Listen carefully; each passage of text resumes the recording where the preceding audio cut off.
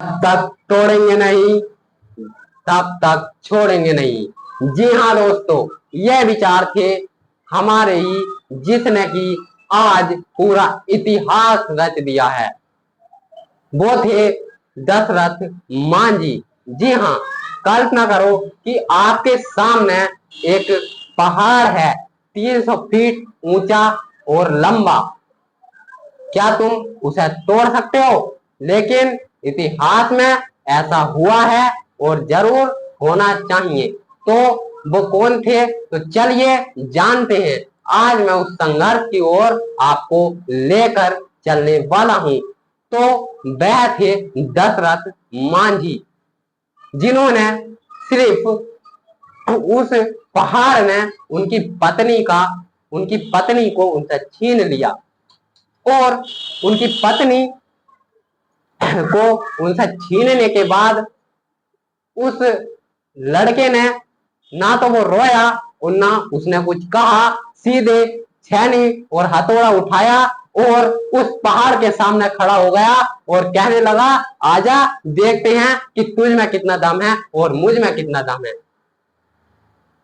दोस्तों, लोग हंसे, पागल कहा और कहने लगे कि एक मिट्टी का दरिया एक पहाड़ को तोड़ने के लिए चला है। लोग हंसने लगे, हंसी बनाने लगे, लेकिन उसने क्या कहा? उसने कहा, पता है उसने क्या कहा? उसने कहा कि तब जब तक तोड़ूंगा नहीं तब तक छोड़ूंगा नहीं, जब तक तोड़ूंगा नहीं तब तक छोड़ूंगा नहीं। उसने यही कहा और उसने 1 दिन नहीं, 2 दिन नहीं, 4 दिन नहीं, 5 दिन नहीं, 22 साल तक उस पत्थर के आगे लगा रहा, खून पसीना त्याग कर। अगर उसके हाथ में खून भी निकलता तो उस पत्थर से मल देता और कहता कि अब मुझे इस पहाड़ को टूटने से कोई नहीं रोक सकता। सिर्फ छेनी हथौड़े से उसने 22 साल तक कड़ी मेहनत में, कड़ी धूप में, चाहे गर्मी हो चाहे कड़ाके की ठंड पड़ रही है, उसने कुछ नहीं देखा। उसने सिर्फ पहाड़ देखा कि इसे तोड़ना है तो तोड़ना है। और उसका रिजल्ट ये निकला कि 22 साल की मेहनत के लगातार जब वह हटा तो पूरा का पूरा पहाड़ टूटकर राख हो चुका था। 360 फीट लंबा एक रास्ता बन गया था, एक रास्ता बन गया। और जो पहाड़ था वो उसके पैरों के नीचे था। और तुम कहते हो कि पढ़ाई करना वो तेरा काम है, सिलेबस पहाड़ जैसा लगता है, तो बंद करो। शर्म आनी चाहिए तुम्हें इन बहाने बनाने वालों पर, इन बहानों पर तुम्हें शर्म आनी चाहिए। जब एक इंसान पहाड़ चीर सकता है तो तुम अपना भविष्य क्यों नहीं ले सकते? तुम अपना भविष्य क्यों नहीं ले सकते? मैं ये पूछना चाहता हूं। इसलिए याद रखना कि इतिहास वही रचते हैं जिनके सपनों में जान होती है।